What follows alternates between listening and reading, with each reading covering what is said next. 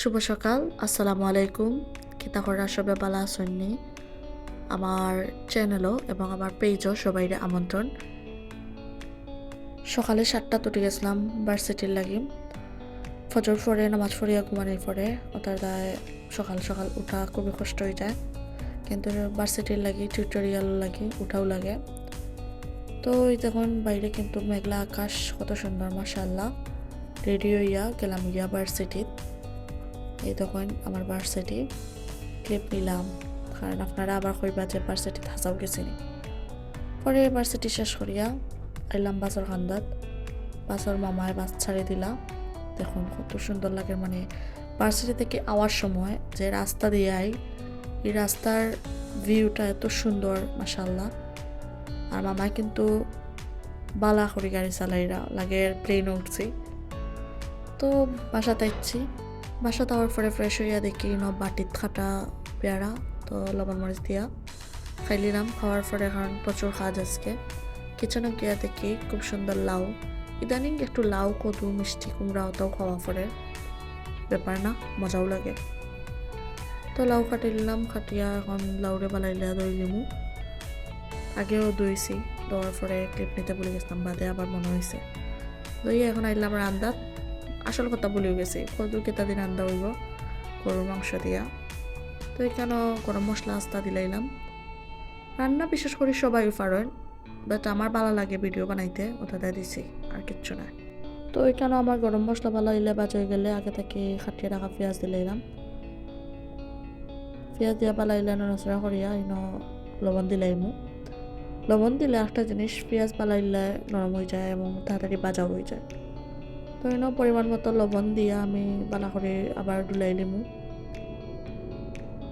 ডুলানি মানে নড়াচড়া করে লিমু। সিলেটি যারা আছে আমরা, তারা আমার মাতর ভাষা বুঝবা, তো বাইরের ডিস্ট্রিক্টের মানুষের খুবই কষ্ট হইব এই ভাষা শুনতে। কিন্তু আমরা যারা সিলেটি আছি তারা অন্য ভাষায় মাতলে লাগে এগু কিলালাখান, মানে টোনও কিলালাখান লাগে। তার দায় মানে এই 2-3 দিন আমি ভিডিও দিয়েছি, বয়স আমার হচ্ছি শুদ্ধ ভাষায় যতটুকু পারছি আর কি, কিন্তু এখন থেকে ট্রাই করবো সিলেটি ভাষায় দেওয়ার। তো এখানে আমি আদা রসুন দিলাইছি। আদা রসুন দেওয়ার পরে বালাইলে নাচড়া করে দিলাম। একটু পানি দিয়া এখন আমি সব গুঁড়া মশলা দিলাইমু। পানি না দিলে এখানে নিচে চলে যাব গুঁড়া মশলা এগুলো। তো এই তো আমার পানি একটু টান বোঝার সময় দিলাইমু মরিচ, ধনিয়ার গুঁড়া, হলুদের গুঁড়া, গরম মশলা, জিরার গুঁড়া, মানে মাংস রাঁধতে যেতে যেতে লাগে আর কি, অলমোস্ট সপ্তাহ মশলা দিলাইমু। মশলা দিয়ে এখন বালা করে এগুলারে মিক্সড করে লিমু একলগে করিয়া বালা হইলে কষাইমু। মাংস মজই লইয়া, মানে মাংস না, যে কোনো তরকারির মজই লইয়া কষানির মাঝে একটা যত বেশি লইয়া রান্না করবা তত মজা হইব। তো এখানে দেখার পরে আমি কাঁচামরিচ দিলাইছি। কাঁচামরিচ দেওয়ার পরে এখন আমার মশলাটাও বালাইলে হয়ে গেছে, কষানি হয়ে গেছে। এখন আমি দিলাম কাটিয়া দেওয়া গরুর মাংস দিয়া বালা করে নাড়িয়া চাড়িয়া এখন আমি গুড়িয়া দিলাম 10 থেকে 15 মিনিটের লাগে। মাংস সিদ্ধ হওয়ার পরে কিন্তু পানি অ্যাড করবা, এর আগে মাংস বালা করে সিদ্ধ হওয়া লাগবে। তো এখানে আমি মাংস হাফ সিদ্ধ করিয়া এখন দিলাম আমার আগে থেকে কাটিয়ে রাখা মানে কদু। এই কদু দিয়ে গরু মাংস খাইতে কিন্তু খুবই মজা লাগে। আমার মিষ্টি কুমড়া দিয়াও গরু মাংস খাইতে ভালো লাগে, খারাপ লাগেও না। এখানে কদু বালাইলে নাড়াচাড়া করিয়া মাংসের লগে মিক্স করিয়া আমি পাক্কা সময় ধরে জাল দিব। তো এগুলো ভিডিও আর নিছি না, বেশি লম্বা হয়ে যাব, তাদের ডাইরেক্ট রান্না করে দিচ্ছি জাল দিয়া দিয়া।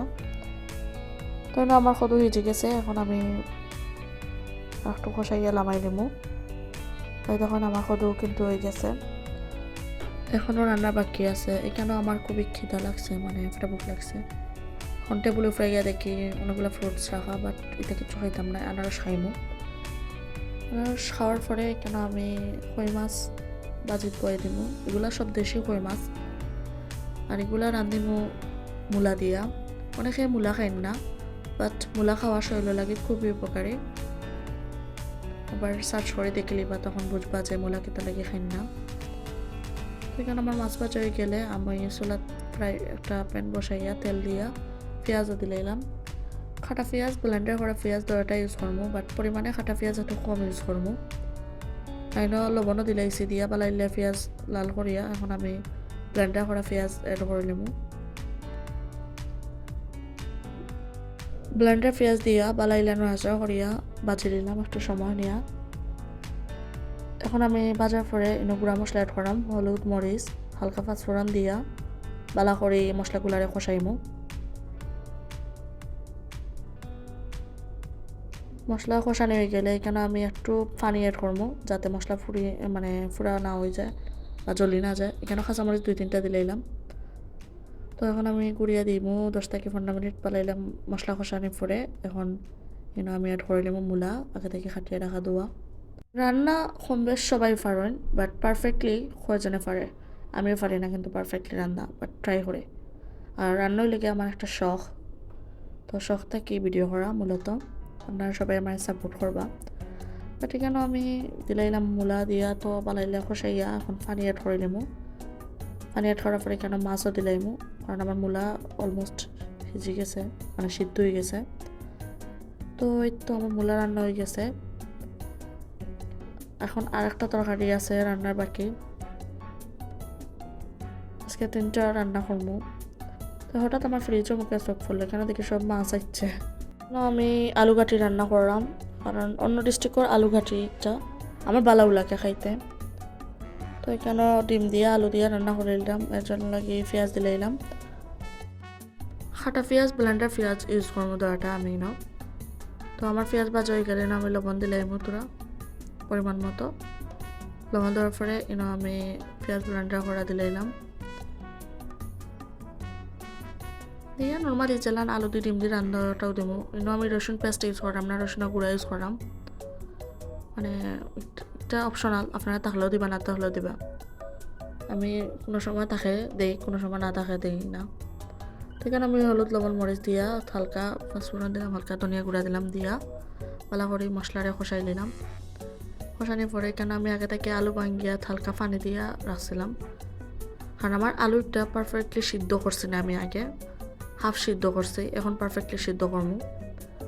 তো আর পরে আমি বেশ লম্বা করলাম না ভিডিওটা। আমার আলু সিদ্ধ হওয়ার পরে এখন আমি ডিম দিলাম। ডিম দিয়ে আমি একটু অন্যটা পানি দিয়ে গুঁড়িয়া দিলাম। এখান বেশি লং হয়ে যায় খালি রান্নার ভিডিও। আমার রান্না কমপ্লিট। এখন আমি গাছের পুরো পরিচর্যা করবো। পানি প্ল্যান্ট এগুলা সাধারণত পানি চেঞ্জ করে দিলে অনেক লম্বা হয়। আমি একটা গাছ থেকে অনেকগুলো গাছ তৈরি করছি। এই গাছটাও আমি রুইছিলাম টপকে নিয়ে। তো হঠাৎ দিকে আইসক্রিমওয়ালা যার রাস্তার দিকে আমি একটা আইসক্রিম কিনছি অরেঞ্জ কালারের, কিন্তু এগুলো টেস্ট অত ভালো আসেন না। খাইয়ার ছোটোবেলার কথা মনে হয়ে গেছে যে ছোটোবেলায় এগুলো খাওয়ার পরে ঠোঁট লাল হয়ে যেত। এই ভিডিও একটা কিলান লাগলো আপনার কাছে কইবা। আল্লাহ হাফিজ।